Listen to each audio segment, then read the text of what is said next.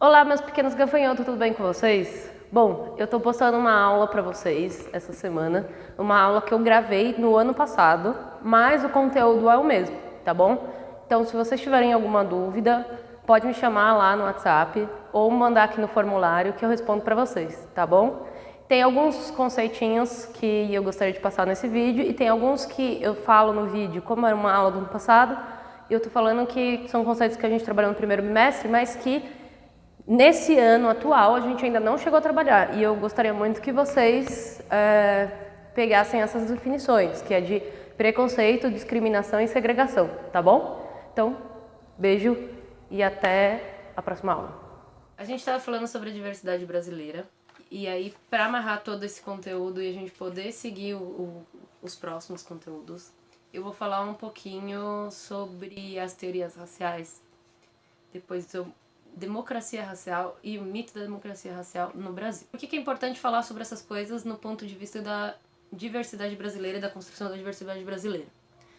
Quando a gente falou, então, da matriz formadora, era os indígenas, os africanos tomados por escravos e os portugueses, certo? Entender o pensamento acadêmico da época e intelectual da época, que influencia todo o senso comum e toda a sociedade, é muito importante para a gente entender algumas tensões e conflitos posteriores que vão permear aí a partir desse pensamento. Bom, então só lembrando que no primeiro bimestre a gente tinha falado sobre os conceitos de preconceito, discriminação e segregação, certo? Não vou retomar preconceito porque acho que isso ficou muito claro para vocês, mas só lembrando a diferença entre discriminação e segregação, ok? Discriminação, quando você tem o ato concreto do preconceito.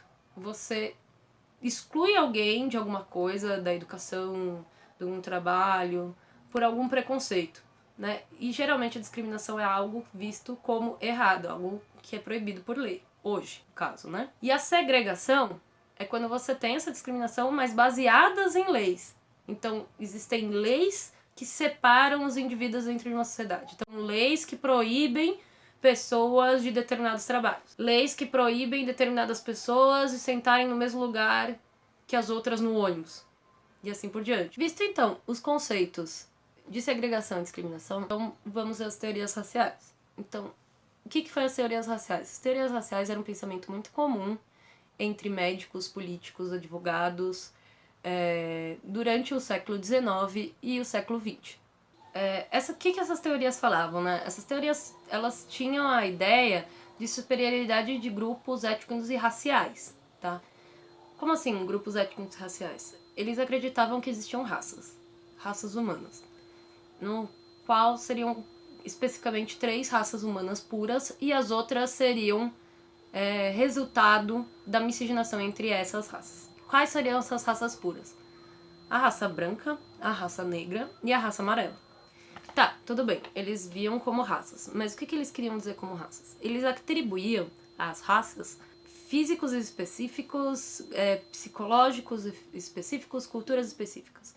Como se as questões culturais elas fossem atribuídas à raça, elas fossem inerentes à raça, e não à construção histórica, à construção de identidade e às construções de necessidade de uma população, e sim atribuídas às raças. Então, se eles acreditavam que as características culturais elas eram atribuídas às raças, que as características psicológicas, entre outros aspectos que eu já vou comentar, eram atribuídas às raças, eles também acreditavam que existia uma raça superior e que a mistura dessa raça superior com as outras raças iam fazer com que se degenerasse a raça superior.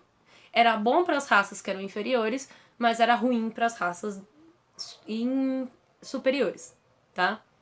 Por que é importante a gente falar sobre isso? No Brasil, então, desde aquele momento, já era um país com muitos negros, muitos brancos e muitos indígenas, tá? E eles entendiam que a raça branca era a raça superior.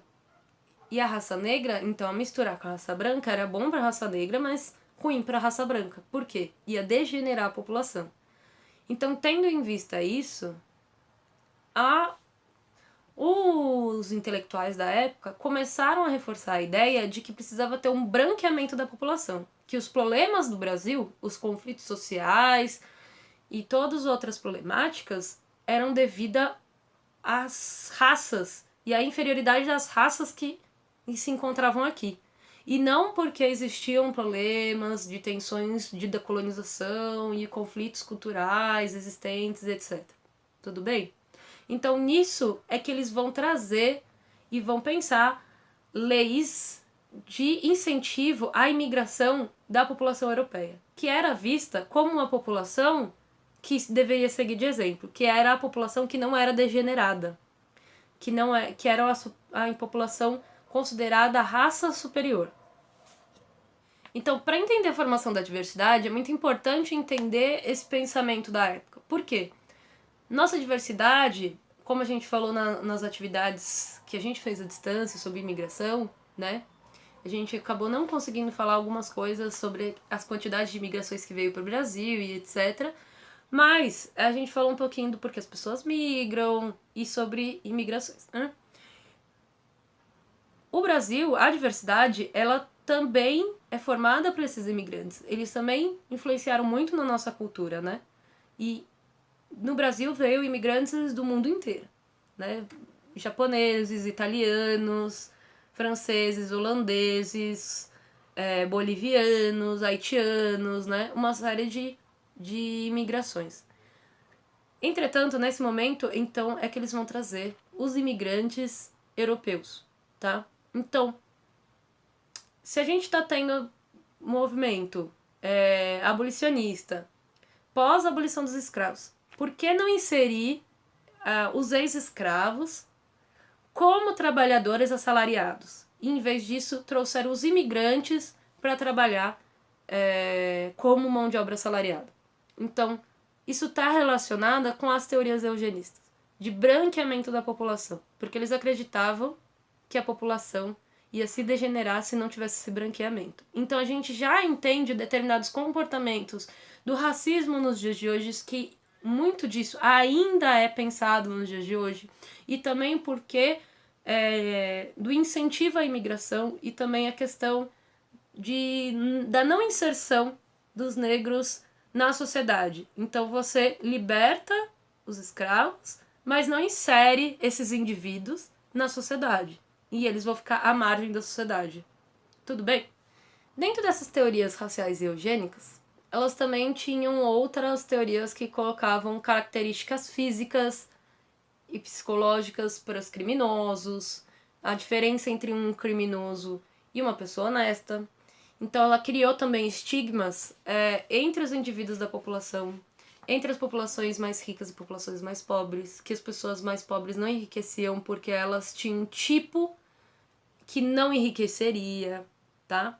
Então, esse pensamento, ele criou as teorias racistas para legitimar o poder de uma classe sobre a outra, mas também criou uma série de estigmas e estereótipos do senso comum que até hoje é muito difícil tirar do imaginário da população, tá bom?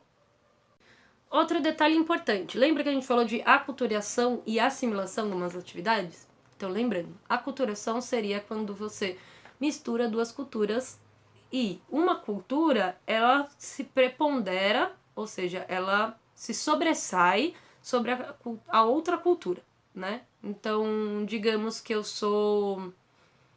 deixa eu pensar um país. Eu sou italiana, venho pro Brasil, e aí eu não deixei a minha cultura italiana, mas ao mesmo tempo misturou com a cultura brasileira. E a cultura brasileira se sobressai sobre a minha cultura. Então eu tenho uma terceira mistura cultural aí, certo? Então eu não cheguei a perder totalmente a minha cultura como italiano, mas eu ainda já tenho elementos da cultura brasileira. Tudo bem? E a assimilação seria quando o indivíduo perde completamente os elementos da sua cultura e assimila por completo a cultura do lugar por qual ele foi ou por qual domina o lugar que ele está e assim por diante. Então, as teorias raciais e eugênicas, elas também fizeram com que a gente tivesse uma aculturação muito forte das culturas no Brasil. Das diversas etnias que a gente aqui encontrava. E isso responde também àquela mesma questão que a gente falou no começo do bimestre, quando a gente falou sobre por que a cultura portuguesa ela é predominante se a gente tem a mistura entre os povos africanos, indígenas e portugueses. Porque teve essa aculturação muito forte. Também essa pós-colonização, quando a gente tem a independência e assim, indo mais pra frente, a gente ainda tem esse pensamento. Um autor chamado Gilberto Freire, ele vai falar sobre democracia racial. O que ele quer dizer com isso? Ele vai dizer que no Brasil, eu dei um salto, né, das teorias raciais para a democracia racial. Enfim, pós esse branqueamento, toda essa questão, a gente... os antropólogos tentando modificar isso, vai dizer, esse Gilberto Freire vai dizer que o Brasil, na verdade, ele tem uma democracia racial, porque os povos se miscigenaram e os povos conviviam uns com os outros sem segregação social. Lembra? Segregação social, que a gente falou no começo do vídeo? Então, como nunca houve uma lei como outros países, o Brasil sempre houve uma democracia racial. E que o racismo, quando ele acontecia, ele era coisa de indivíduo para indivíduo, e não uma coisa da sociedade. E o Brasil chegou até a ser levado como modelo para esses países que houveram segregação racial. Depois, lá mais para frente ainda, 1965, a gente foi entender outras coisas. Aí a gente vai ter outro antropólogo chamado Florestan Fernandes. Na verdade, ele é sociólogo, não antropólogo. Mas ele vai estudar essa democracia racial, né? Ele vai tentar entender as relações étnicas e raciais no Brasil.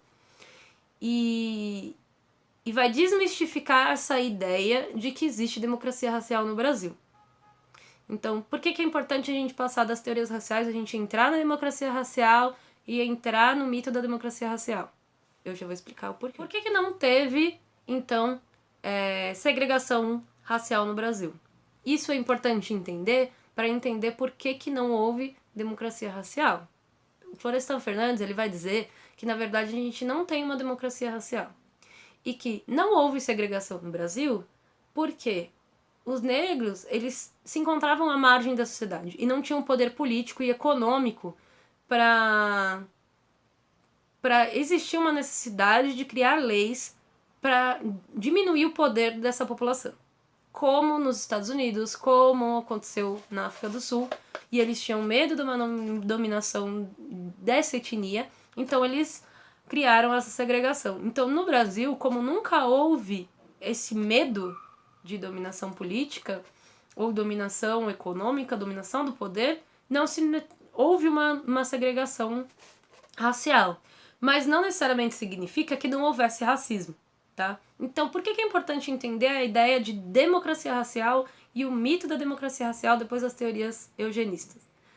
Por quê? Primeiro a gente entende lá as teorias racistas que legitimaram o racismo no Brasil, que legitimaram a desigualdade entre etnias no Brasil. Depois, quando você vai passando os anos, em vez de se lutar contra esse racismo e esse pensamento preconceituoso que se estabeleceu naquele momento, não, se criou a ideia de que não se existia racismo. Então não se fez nada para combater esse racismo. Muito pelo contrário, ainda se via como exemplo um país como país não racista, tá? E a democracia do mito e a questão do mito da democracia racial é quando começa a desmistificar essa ideia, é quando começa a ter dentro do pensamento intelectual a ideia de que não, existe sim, a gente precisa entender, a gente precisa falar sobre isso, tá? É claro que nesse período, nesse momento, já tem toda uma organização do movimento negro, existem vários movimentos sociais em torno disso, e etc, e etc. Tudo bem? Então, isso é só para entender um pouquinho essa matéria, porque ela ficou um pouco desconexa, então eu fiz esse vídeo para conectar tudo um pouquinho. E se tiver alguma dúvida, me manda as dúvidas para entender, tá? Desculpa, assim, a falta de dinâmica, mas eu ainda tô me soltando, mais ou menos tão assim, né? Mas é porque também é um assunto muito sério pra falar, então a gente acaba indo com um tom assim muito carregado, né? Porque é um assunto complicado. Enfim, eu vou parar por aqui na questão da democracia racial, porque senão é muito conteúdo de uma vez. E depois a gente alinha esse conteúdo com o de etnia, raça e multiculturalismo, né? Porque essa questão, a gente usa o termo etnia ou a gente usa o termo raça, né? Só deixando claro que o termo raça, como colocado lá nas teorias raciais, ele foi desmistificado, tá? Não existem raças humanas no sentido de características físicas diferentes de superioridade e inferioridade, tá? Então, quando se usa o termo raça hoje, é de uma outra maneira. Então, existe uma problemática dos pensadores, porque tem alguns pensadores que atribuem esse termo carregado desses preconceitos do passado. E tem autores que vão dizer que não, que a gente tem que usar esse termo justamente para desmistificar esses preconceitos do passado. Que é a aula que eu vou dar na semana que vem e explicar um pouquinho sobre essa questão de etnia e raça, tá bom? Bom, então, tchau, tchau.